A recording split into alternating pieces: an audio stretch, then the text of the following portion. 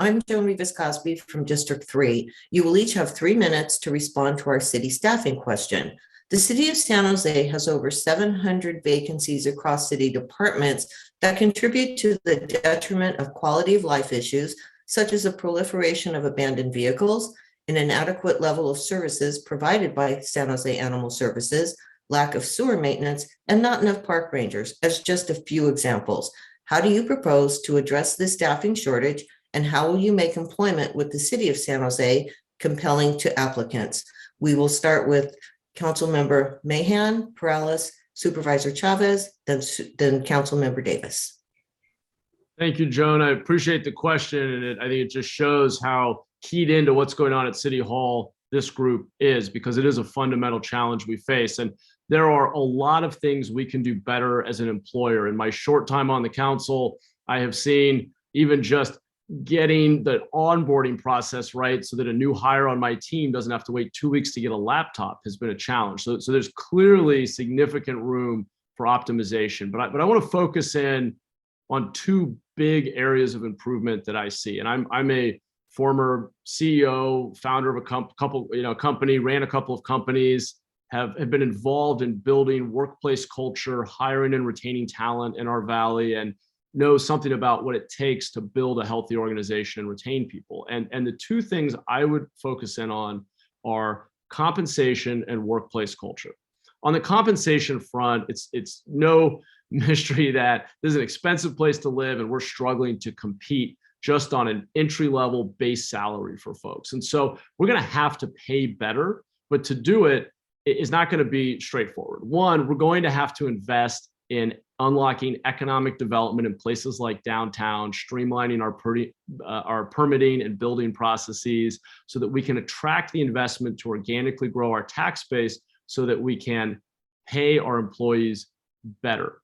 We also have to focus on fewer priorities. If we have fewer services, we can better staff them and better pay those folks. I think we need to reform the way that the workplace works in terms of compensation and promotion. It should be more tied to performance and less of this 20th century step and ladder model where your pay is largely driven by just how many years you've been there.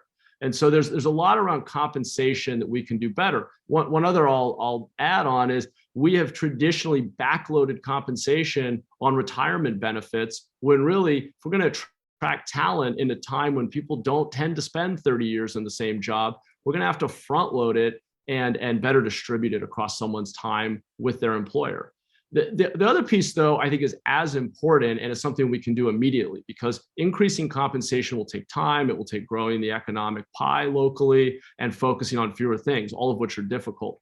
On modernizing the workplace, I mentioned I built a couple of companies here, and I have learned that employees of all ages, and especially younger employees, want to be connected to the mission of the work that they're doing. They don't want a process-oriented bureaucratic workplace, which unfortunately is almost by definition how we're running things at City Hall. They want to understand the purpose of their work, see the impact they're having, and have some creativity and autonomy in the way that they're working. They want to be able to use modern tools like the Google Suite for, that most of you probably use Gmail or Google Docs, that we need to not wait 18 months to allow an employee to use a new tool to do their job. Thank you. Thank you.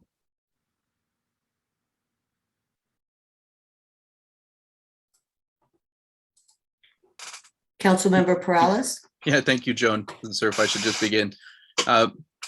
So the biggest challenge today is actually not with recruiting. Unfortunately, it's actually a bottleneck in the interviewing and hiring process.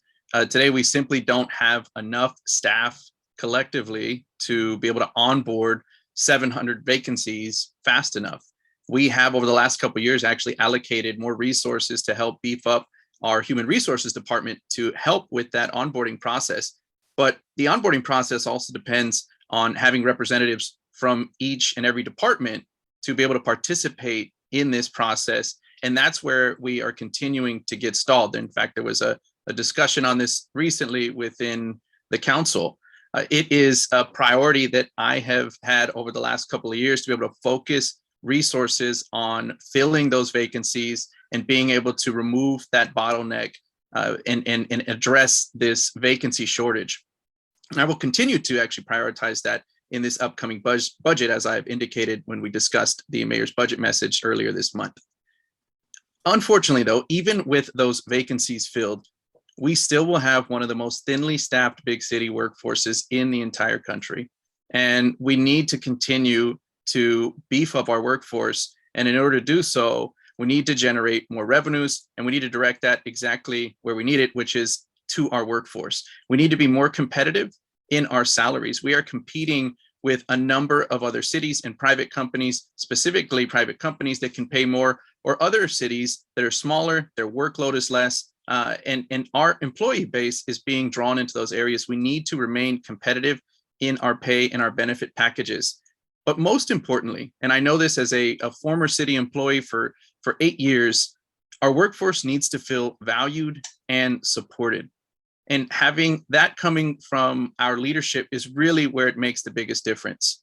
I was an employee here in 2010, as I mentioned, when I received a pink slip from the city, but it wasn't that was the most detrimental to our workforce.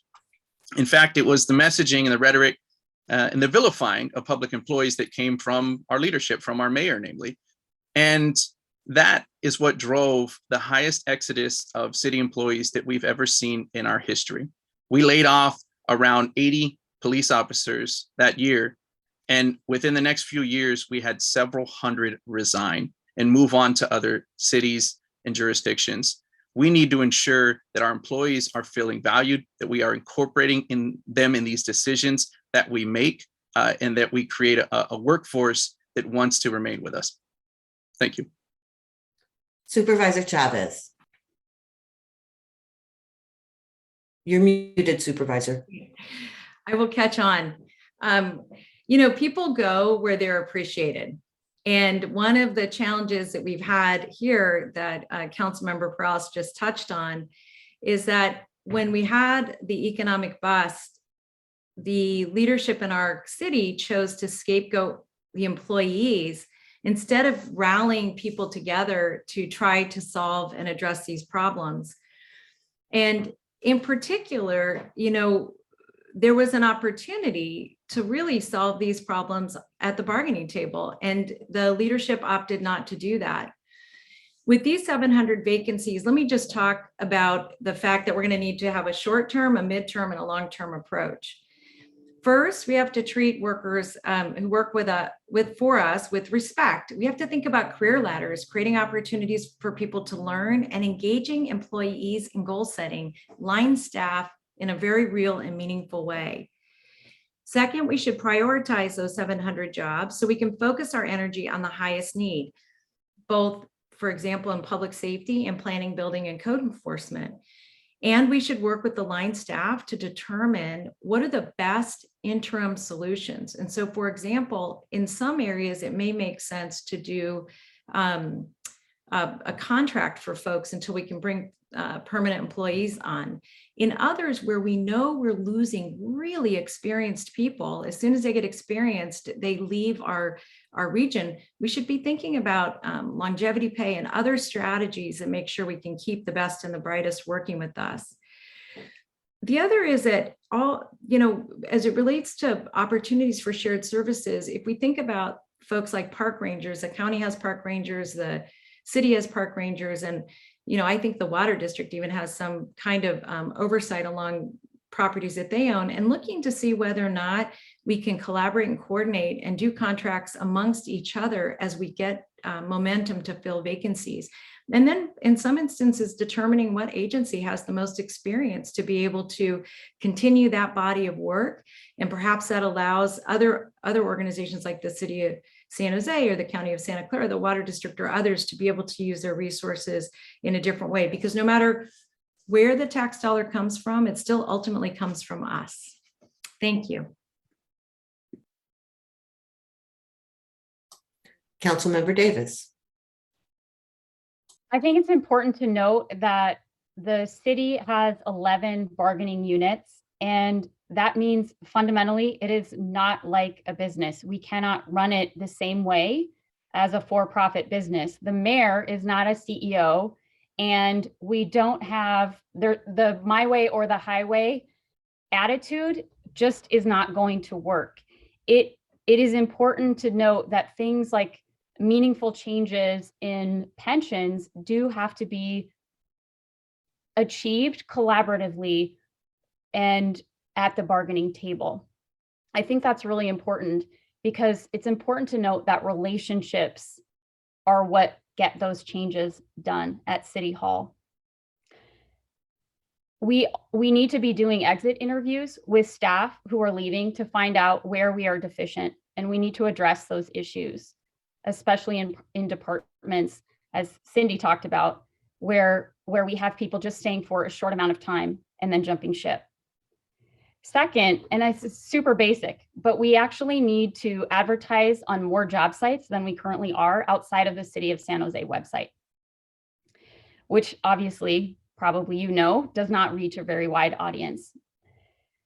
Third, we have over 700 vacancies, but what we recently learned is that fewer than 100 positions are open at any one time, and they're not even posted because HR doesn't have the capacity to handle all the open positions at once, given their current structure and hiring process. Councilmember Pearl has talked about that a little bit. So we absolutely need to review that process to see how we can have more positions open at one time and get people through the door more quickly. And utilizing outside help temporarily until our vacancies decrease to a manageable level is something that we need to continue doing. But I think that staff development is very important for people, and we need to continue to work with HR to have more programs for staff enrichment. Notice that I didn't mention salaries. While we do need to be competitive with other government agencies, people don't stay in the city solely for money. I know I don't. That's why my colleagues' proposal to withhold raises for council and senior staff just rings hollow to me, whether we meet targets or not. Firstly, the council's raise last year was $42 a week.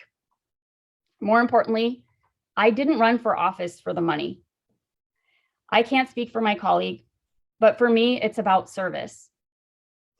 It's about loving our city and wanting to help make it better. As council members, we put in close to 70 hours per week. Sometimes it's many more. Thank you.